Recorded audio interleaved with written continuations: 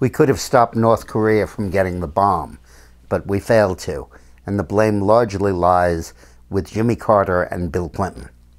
In 1985, North Korea signed the Non-Proliferation Agreement, agreeing not to develop nuclear weapons. In 1993, it announced it was going to pull out of the agreement and be free to develop the bomb.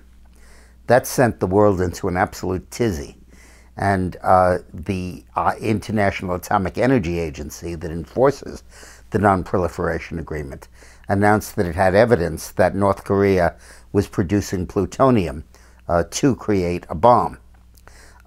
Bill Clinton resolutely and aggressively threatened military action and seemed to be economic sanctions and even military action.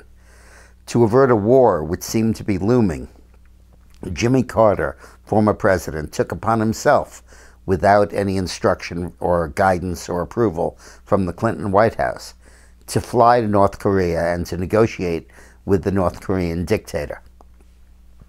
At the time that he took that flight, Clinton and Gore and the national security people were meeting in the White House to plan economic sanctions and the possibility of a direct military strike. And they were both very much on the table and very much in consideration. While they were meeting in the White House, they got a call that Jimmy Carter was in North Korea. And his intervention completely pulled the rug out from any efforts to discipline North Korea, because Carter announced that he had achieved an agreement with North Korea. They would not produce nuclear weapons after all, and he had saved the world. And for that, by the way, he got the Nobel Peace Prize.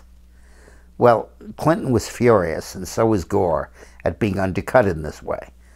But they then proceeded with the terms that Jimmy Carter had negotiated to make an agreement with North Korea that was signed in 1994.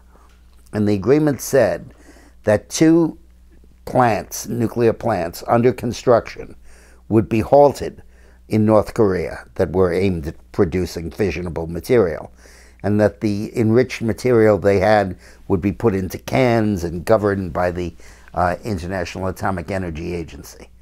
In return, the United States would build a light water reactor in North Korea, financed by $500 million from South Korea. The United States would lift economic sanctions on North Korea, which had been imposed ever since the Korean War, and that they would normalize relations between the countries. As the Republicans always opposed that deal, and while it didn't require Senate confirmation, because it was an executive agreement, it did require Congress to appropriate the money for North Korea. Included in the deal was that the U.S. would send money every year to buy heating oil and food for North Korea, on the theory that they couldn't use atomic energy to do that. And the Republicans in Congress balked at that. Congress basically provided only intermittent subsidies, and grudgingly at that. And the United States never lifted the economic sanctions and dragged its feet on constructing the light water reactor.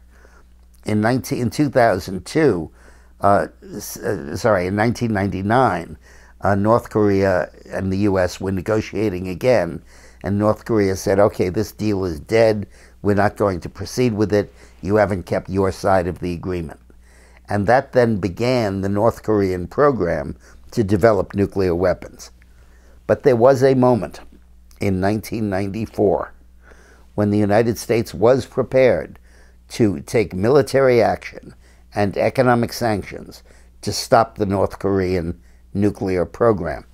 Had we done so, it would have saved the world a great deal of trouble and perhaps a tragedy that might yet be looming. But it was undercut by the precipitous action of Jimmy Carter and then the vacillation and the weakness of Bill Clinton. Thanks for watching.